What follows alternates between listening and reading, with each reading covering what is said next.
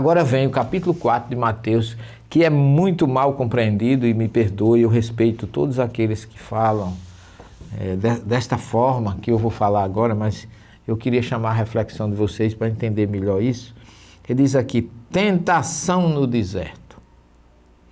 Então Jesus foi levado pelo Espírito de Deus ao deserto para ser tentado pelo diabo. Por 40 dias e 40 noites esteve jejuando. Meu querido irmão telespectador, foi o Espírito de Deus que levou Jesus para o deserto. Ora, há um minuto atrás a voz disse que esse é o meu filho bem amado em quem me compraz. E esse mesmo Espírito leva Jesus para o deserto para ser tentado por Satanás. Primeiro, eu gostaria de dizer a você que Satanás não existe. É uma figura folclórica persa, trazida pelos persas, pelo zoroastrismo, depois da libertação do cativeiro da Babilônia pelo povo de Israel. E segundo, se Satanás existisse, seria o último ser deste planeta a se aproximar de Jesus. E o que seria um contrassenso dizer que Jesus foi levado por Espírito de Deus ao deserto para ser tentado por Satanás. Ora, como se fosse assim, foi entregue às feras. Precisamos refletir sobre isso. Eu respeito quem pensa diferente. Eu não estou aqui querendo criar polêmica, não. Eu estou fazendo uma reflexão racional à luz do Jesus que eu conheço, com o poder, com a luz, com a força, com o amor, com toda a energia espiritual e magnífica que ele sempre foi portador. Mas esse assunto vai continuar na segunda parte do nosso programa. Não saia daí, que nós retornaremos em um minuto. Até já.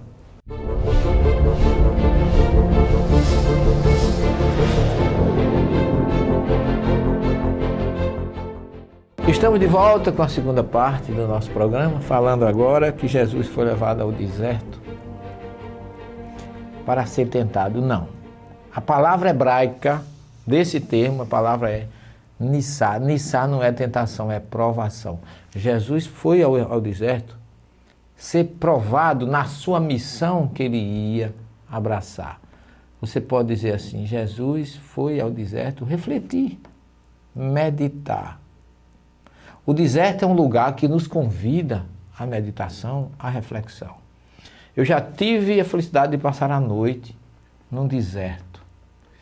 E é um lugar maravilhoso para você meditar, porque não tem nada, só sobra Deus. É um lugar que concita, convida e eleva o seu espírito a uma meditação muito superior. É assim que eu entendo. Jesus no deserto. Veja que os grandes iniciados foram ao deserto. Moisés foi ao deserto. Elias foi ao deserto. Jesus foi ao deserto. Quer dizer, a maioria, Davi foi ao deserto, compôs o famoso Salmo 23. Quer dizer, é um local de muita reflexão e que Jesus foi ali. E ele começou a pensar, depois de 40 dias e 40 noites, depois de ter jejuado. Jejuado aqui, gente, não é comer, ter deixado de comer, não. Foi de meditação. Jejum de orgulho, de egoísmo, de avareza, de inveja. Ele, durante esses 40 dias, ele se eliminou qualquer princípio inferior, material, humano, que pudesse influenciar e mudar a missão pura e iluminada que ele trouxe a esse planeta. E aí diz que ele teve fome e, aproximando-se o tentador, disse-lhe: se és filho de Deus, manda que estas pedras se transformem em pão. Ora, Jesus, simplesmente, quando ele tem fome, ele se lembra que ele, com o poder que ele tinha, ele poderia transformar aquelas pedras em pão e matar a sua fome. Mas ele diz, bem, eu tenho que entender que, como representante maior de Deus no planeta, passar para a humanidade que não é só de pão que vive o homem. Não é do material que vive o homem, mas do espiritual. Então, nesse momento, ele separa o material do espiritual. O que alimenta o nosso corpo, o nosso espírito, não é o pão. O pão é o símbolo do alimento maior, mas o pão é físico. E ele estava ali atrás de uma alimentação espiritual. Segunda reflexão. Então o diabo levou a cidade santa e colocou sobre o pináculo e disse: se és filho de Deus, atira para baixo, porque está escrito, ele dará ordem a seus anjos a respeito, e eles tomarão pelas mãos, etc, etc. Ora, Jesus, meditando, se transporta ao maior templo sagrado de Jerusalém, para meditar, aonde todo mundo ia refletir, e aonde ele tinha ido já aos 12 anos, aonde ele já tinha ido em várias festas, onde ele conhecia muito bem. Então o pináculo do templo é aquele canto onde a muralha de Jerusalém se encontra ali, aquela parte mais alta, e ali Jesus começou a refletir, como se ele tivesse relembrando o Salmo e o Deuteronômio 6,16, quando o povo esteve no deserto, que foi alimentado pelo maná e não pelo pão. Então ele começa a dizer, ele diz assim: então o diabo levou a cidade santa e colocou: se és o filho de Deus, atira para baixo. Como filho de Deus, ele tinha todas as proteções, porque lá dizia o Deuteronômio 6,16, que ele dará ordem a seus anjos e eles se tomarão pelas mãos para que não tropece em nenhuma pedra.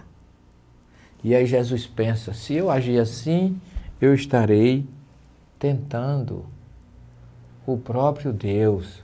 E aí ele pensa: não tentarás ao Senhor teu Deus. Eu estou, mais uma vez, pensando de requisitar o material e não o espiritual. E agora, meu caro, vem a questão da terceira colocação por Mateus, que começa a partir do versículo 8. Então o diabo tornou o diabo a levá-lo agora para um monte muito alto e mostrou-lhe todos os reinos do mundo. Olha, gente,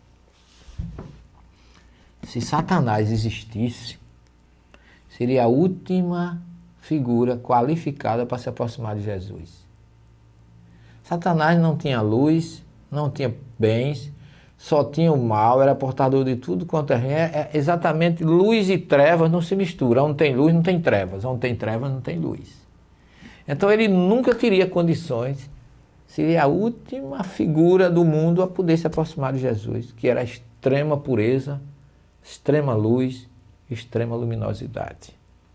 Então, analisem que Jesus foi ao deserto ensinar para nós como nos libertarmos do que é material e abraçarmos o que é espiritual. É assim que eu vejo essa reflexão. Aqui eu acho fantástico, porque ele diz assim, que o demônio, o Satanás, a palavra Satã em hebraico é opositor, acusador, aquele que se opõe a uma ideia. Não é uma figura humana, como foi criada pelo homem, com chifre, cauda, tridente. Não. A palavra Satã é a mesma palavra que foi trazida para o grego como diabolos. E diabolo, em grego, é aquele que semeia a discórdia. Satã é aquele que alimenta uma ideia contrária. Veja que Jesus, em Cesareia de Filipe, ele diz depois aos discípulos que ele precisava ir a Jerusalém, sofrer na mão dos sacerdotes. E Pedro, tomando a palavra, diz: não vamos permitir que isso aconteça. E Jesus disse: afasta-te de mim, Satanás. E Jesus estava dizendo que Pedro estava tendo uma ideia contrária ao que os profetas, ao que a história falava a respeito dele, e que ele tinha que passar por aquilo. Fazia parte da sua missão no planeta Terra. Então guarde aí por mais um minutinho, que nós já voltamos para concluir esse raciocínio, mostrando que Satanás nem existe, Jesus nunca foi tentado por Satanás, e que ele simplesmente foi ao deserto refletir.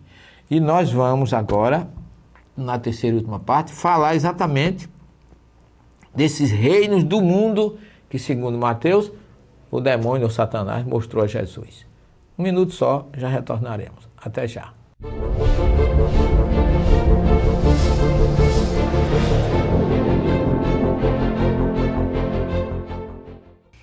E agora, meus amigos, vamos continuar fechando a nossa terceira parte de hoje com a história de que Satanás levou Jesus a um monte muito alto. Ele já estava no monte muito alto. Quando você chega em Jericó, Jericó é uma cidade diferente, é a cidade mais antiga do planeta. Fica a 400 e tantos metros, 412 metros abaixo do nível do mar. É uma cidade cheia de oásis. Você tem a cidade, tem o oásis, tem o Vale do Jordão, tem o Rio Jordão, tem o Monte Nebo, tem o Monte das Tentações, como a gente acaba de falar. E esse monte aqui, que Mateus fala que Satanás levou Jesus, se você chegar em cima do monte, chamado Monte das Tentações, lá, você vai ter essa vista exatamente de todos esses locais. Jericó, Vale do Jordão, Rio Jordão, Mar Morto.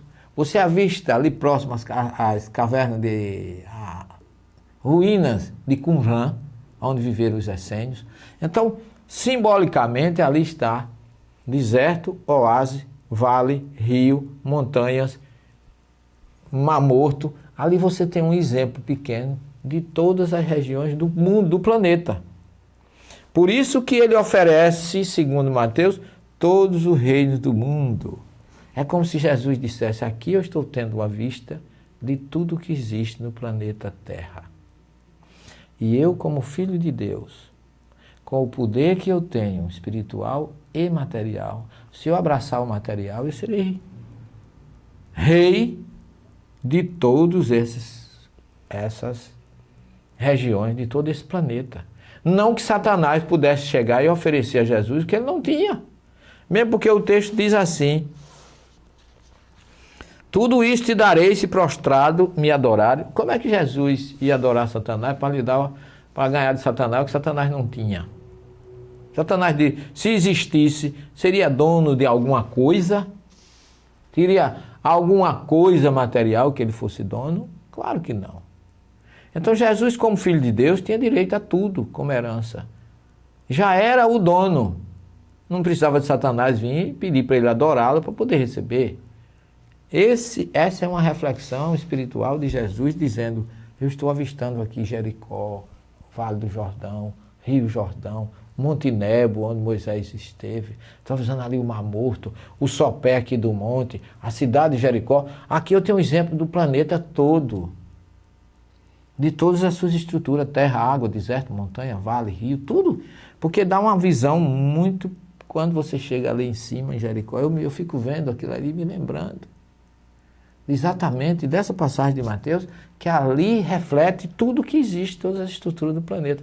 E que se Jesus quisesse, ele seria dono absoluto. Mas o que é que ele diz? Vai-te, Satanás, vai-te de mim, pensamento opositor à verdade, à luz. Afasta-te de mim, trevas inferiores. Porque está escrito que ao Senhor teu Deus adorarás e só a Ele prestarás culto. Então, eu não vou ceder a essa tentação, a essa provação de querer ser um rei material. E aí ele abraça o reino espiritual e declara em toda a sua vida, meu reino não é deste mundo. Ele disse para Pilatos, ele disse para muitas pessoas, falou em reino dos céus, em reino espiritual, em mundo espiritual, avante os humilhados de espíritos, porque deles é o reino dos céus. Então ele falava de um reino espiritual em detrimento de um reino material opressor, que o reino espiritual é o reino libertador.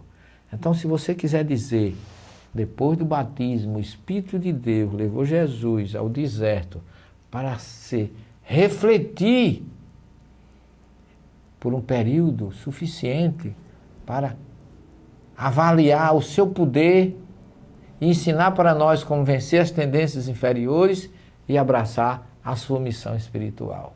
É assim que eu vejo o que Jesus foi fazer no monte, lá no deserto, naquele local que, embora desprovido de tudo, mas dá uma visão realmente de tudo aquilo que existe no nosso planeta, em suas estruturas, em sua geografia, em sua história terrestre.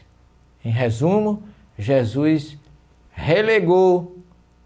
rejeitou tudo que era material e abraçou maravilhosamente e cumpriu muito bem a sua missão espiritual. Nunca digam que Jesus foi tentado por Satanás. Primeiro, Satanás nunca existiu. E se existisse, seria o último a se aproximar de Jesus. Jesus foi ao deserto refletir sobre a sua maravilhosa e gloriosa missão que ele abraçou e realizou tão bem entre nós. Fique com ele. Até o próximo programa. É muita paz.